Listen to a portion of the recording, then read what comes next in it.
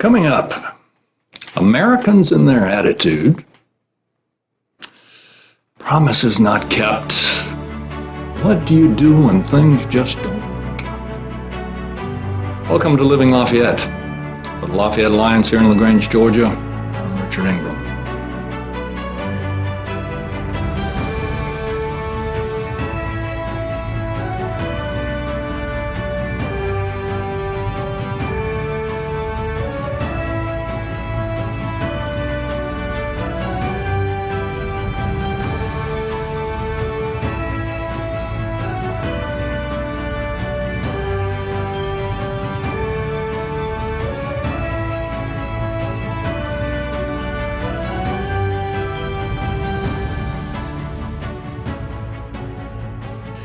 And there's Tony Privatero right there recording the podcast. I've mentioned to you before that Tony was in the radio business for 40 years, and he wrote a book, and it's worthwhile. Better than digging ditches, except the pay and benefits aren't as good. And it's on Kindle. It's available. Download it. It's a good read. And you can see Tony out at the Little White House out in Warm Springs, Franklin Roosevelt's retreat. And he's a guide there. Here not long ago, we lost an icon in the entertainment industry. Jimmy Buffett died. He was in his mid-70s. There's something I suspect most of you do not know about Jimmy Buffett. You know, he was one of the wealthiest entertainers in the world. His net worth was over $1 billion. He palled around with Warren Buffett. No relationship to my knowledge. Jimmy Buffett was born in Pascagoula, Mississippi. His family moved to Mobile, and he went to Auburn. While he was there, he was in a fraternity, and he wanted to meet girls. So he asked one of his fraternity buddies to teach him how to play the guitar. He learned the basics at least, never got formal training. But he was so interested in girls and his guitar playing that he flunked out after a year. Eventually, he went to the University of Southern Mississippi, and he graduated in 1969. He did not have a degree in business. He did not have a degree in accounting. Jimmy Buffett graduated with a degree in history. It's incredible how well he did, not only in the music, but music business. Everybody loves his Margaritaville, his 1977 breakout hit. Wasted away again in Margaritaville, searching for my lost shaker of salt. And he also was a good writer. Tales from Margaritaville was at the top of the bestseller list, New York Times bestseller list for the longest time. And Buffett enjoyed reading. He would carry books with him when he was out on the road. And one of his favorite writers was E.B. White. White wrote for the New Yorker for years and was the author of Charlotte's Web. I don't know whether Jimmy Buffett knew about Lafayette. Probably not. Lafayette's story is so compelling that surely Buffett would have written a song about it. Jimmy Buffett majored in history. It's a fascinating piece of minutia. Don't forget, go to our website, LafayetteLagrange.org, and you can link up to the podcast there on that main page and shop. Become a member. It's $25. And in addition, get John Beska's book, Trail Tales.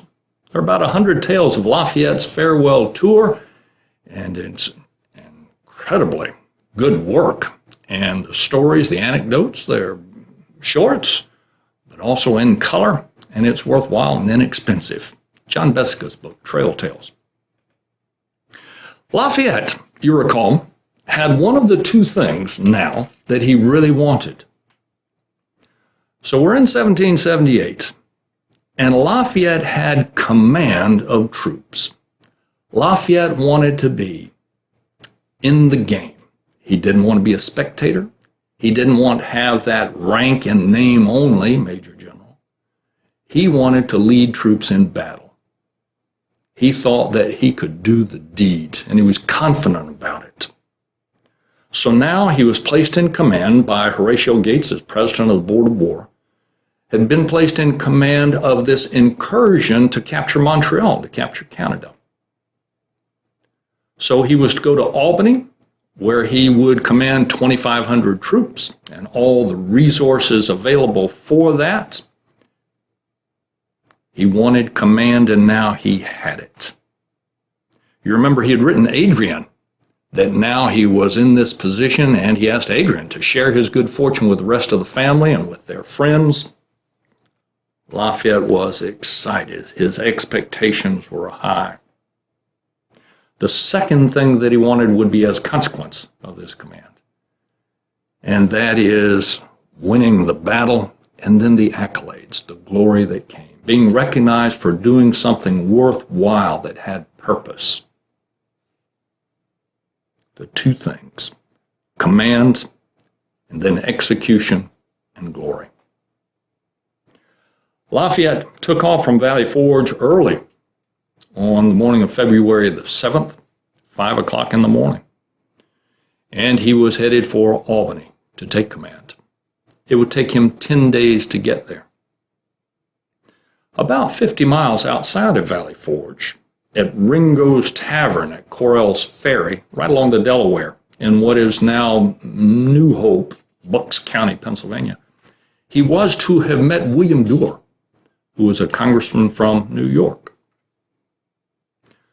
When Lafayette arrived, Duer was nowhere in sight. And Colonel Robert Troup was to have paved the way for Lafayette to make it to Albany, making things smooth and attending to logistics. Colonel Troup, nowhere in sight. This was a bad omen. Lafayette, this travel going from Valley Forge to Albany today is about 250 miles. Then Lafayette had to navigate snow and ice, and it was 350 miles over those 10 days. So he had a chance to think about things, and he began to have doubts. It's true, this was a winter campaign. Those were unusual. Men would be able to move more quickly, though, across ice and snow, but that assumed that they had snowshoes. It assumed that they had sleighs. And it was cold. They would need hats and coats and blankets. And Lafayette wondered whether they would be there at Albany. And he also knew that he had not gotten the jump start that he'd hoped to get. You recall Thomas Conway was put second in command of this excursion, and Lafayette did not have confidence in Conway. So Lafayette had gone back to York to argue his case with Henry Lawrence and Congress that Thomas Conway needed to be replaced as second in command. He favored Baron de Kalb.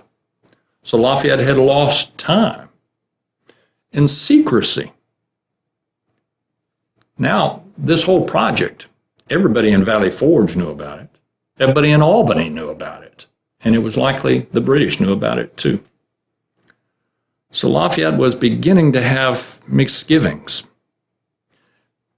And his best friend, John Lawrence, back at Valley Forge, was not in favor of this incursion, didn't see the point in it. Washington expressed no opinion, said he hadn't been given the details, didn't know what the point of the project was, and he wouldn't render an opinion, except to his friends, close friends. Washington suggested that this was a child of folly. And Benedict Arnold, you remember, had been part of the first effort to capture Quebec back in 1775. Benedict Arnold said that this was a plan that came from designing or ignorant men in Congress, and he didn't favor it. So Lafayette had all these thoughts as he was traveling. And as he was traveling, though, he met America. He became exposed to Americans and their attitude. And he made notes. He was impressed. He said that Americans were simple in their manners, that their manners were Republican. He said that the women were attached to home and hearth and to their children, that the men worked their farms and they would gather to drink and talk politics. He liked them. And one curious comment he made is that men and women married because they liked each other. They were in love. What a novelty. That was something different from the way they did it back home. Lafayette arrived at Poughkeepsie, which is where the New York State now had its capital. And there he met Governor George Clinton, who was governor, and he was impressed with Clinton. And Clinton did everything he could to help booster up resources. Clinton really made no comment about Lafayette's project, about the incursion, except to say that it was curious. He was neither encouraging nor discouraging. And west of Poughkeepsie, Lafayette met James Duane at Livingston Manor. Duane was a Continental Congressman from New York who had been sent back to New York to negotiate with the Indians, to get a treaty with the Indians. The Indians had in general allied with the British, and that had been a problem. Duane was to negotiate a treaty with the Indians. And Lafayette met the first citizen of Albany, Major General Philip Schuyler, who would later become better known as Elizabeth Schuyler's father, Liza, who married Lafayette's best friend, Alexander Hamilton. So Lafayette made this trek, and when he arrived at Albany, his worst fears were realized. Nothing was ready. He had been promised 2,500 troops, half that number, less than half, 1,200 troops were there. There were no slaves. There were no snowshoes. Men did not have the blankets and the coats that they needed. Thomas Conway, who had initially been second in command, and Conway had been back at York and had left York to go to Albany a day before Lafayette arrived. Conway had arrived in Albany and did his best to muster all these resources. But then Conway concluded this was a bust, that nothing was ready, and Conway then he queried the 3 resident generals there about their opinion on whether or not this incursion ought to be pursued. Conway went to Philip Schuyler. Schuyler had been part of the 1775 incursion. And in fact, Schuyler had written a memorandum to Congress suggesting that a winter assault would be prudent. He'd written that several months before, but now Schuyler felt that it was too late in the season. That it was March, springtime was here. He didn't favor it. And Conway also went to Benjamin Lincoln. Benjamin Lincoln had been at the Battle of Saratoga and had his right ankle shattered in that battle. And Benjamin Lincoln likewise didn't think it was a good idea to pursue this incursion. And then Conway went to Benedict Arnold. Benedict Arnold was nursing a left leg wound that he'd gotten at the Battle of Saratoga. Really, the hero of Saratoga, you remember that victory, October 17th, 1777, the hero was really Benedict Arnold, although Horatio Gates was commander and took all the accolades and didn't share those accolades. Benedict Arnold didn't think it was a good idea at all. And Arnold had been boots on the ground back in 1775 with that Quebec incursion. Arnold was forthright. He wouldn't pursue it. So Thomas Conway explained all this to Lafayette, that we need to cancel this. Well, Lafayette's expectations did not receive that well. And besides, Lafayette didn't trust Conway. So Lafayette investigated himself. he found it all to be true. Lafayette went to Benedict Arnold himself, and Arnold started off by saying Horatio Gates is a poltroon and shouldn't be regarded. So Lafayette concluded this was a no-go. All his expectations. Lafayette almost despaired. And keep in mind, it's interesting that it's not as though he had lost a battle, that he lost a brigade of men. It's just that he had set his expectations up to command this force and to capture Montreal, and now those expectations were devastated. And he was worried about his reputation. What will people think? It was important to him. So the first thing he did was sit down and write France and say it's off. It's not going to happen. And then he had Thomas Conway write out Conway's observations and the fact that, no, this needs to be canceled. Lafayette also wrote out his observations, a little bit more muted, but saying that we need to cancel this incursion. Sent both those letters back to Horatio Gates and the Board of War. We need to call it off. And then Lafayette unburdened himself to two of his best friends, George Washington and Henry Laurens, President of the Continental Congress, and told them that he was just devastated by this. He had such high hopes, and now had come to naught. The mind cannot focus on two things at the same time. So Lafayette got busy, just doing things. First, he had to pay down debts. This Northern Army was $800,000 in debt. Lafayette's whole budget for this incursion was $400,000. So first Lafayette began paying off the small debts, and he paid it out of his own pocket. But he was even then concerned about appearances for the Continental Congress, that if he paid these things out of his own pocket, then the creditors would think that the Continental Congress was bankrupt, and Lafayette didn't want that perception. So he told these creditors, this is money that comes from the Continental Congress, and I deliver it to you. It was Lafayette's money. And Lafayette also permitted his department heads in the Army to buy and purchase goods on his account.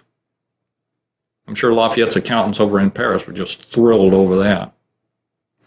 And the Continental Congress decided that all Continental Army officers ought to take a new oath of allegiance. So Lafayette got blank cards from Poughkeepsie, and he did the oath himself, personally. About this time, Baron de Kalb showed up, Major General de Kalb, to take over as second in command, replacing Thomas Conway. And Lafayette was pleased about that. Conway, no doubt, was irritated about it. Philip Schuyler, James Duane, and William Duer had been ordered by Congress to try to negotiate a treaty with the Indians. The lead up to the Battle of Saratoga had found the Indians in a virulent mood. About 3 months before the Battle of Saratoga, Indians had captured, they had abducted an American, Jane McCrae. They had killed her and they had scalped her. This now became a rallying cry for the American Continental Army. And in fact, in 1804, John Vanderlyn painted a remarkable picture called The Death of Jane McCrae. And the Indians were allied with the British. So the Continental Congress, they were anxious to get a treaty with the Indians, and if the Indians would not ally with the Americans, well, maybe they'd be neutral at least. So Philip Schuyler, Duer, and Duane, they were responsible for negotiating with them, and a time for negotiation had been established at Johnstown, New York. The Indians admired the French. That being the case, Philip Schuyler asked Lafayette if he would come along for this conference. Yeah, Lafayette would love to come along. Anything to occupy his mind. But before he left to go on this conference, and incidentally, Thomas Conway was invited likewise. He was nominally a Frenchman, although he was originally Irish. He was invited to come along. But before Lafayette could go with them to this conference at Johnstown, he had received an anonymous letter that there was a plot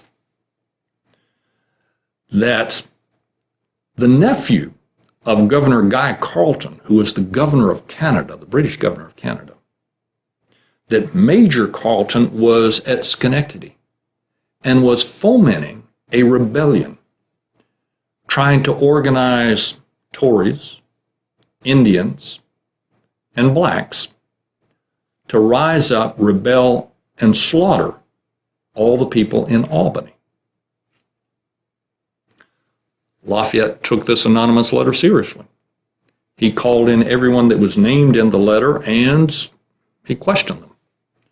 He could find no evidence to substantiate this plot. On March the 2nd, he traveled to Schenectady.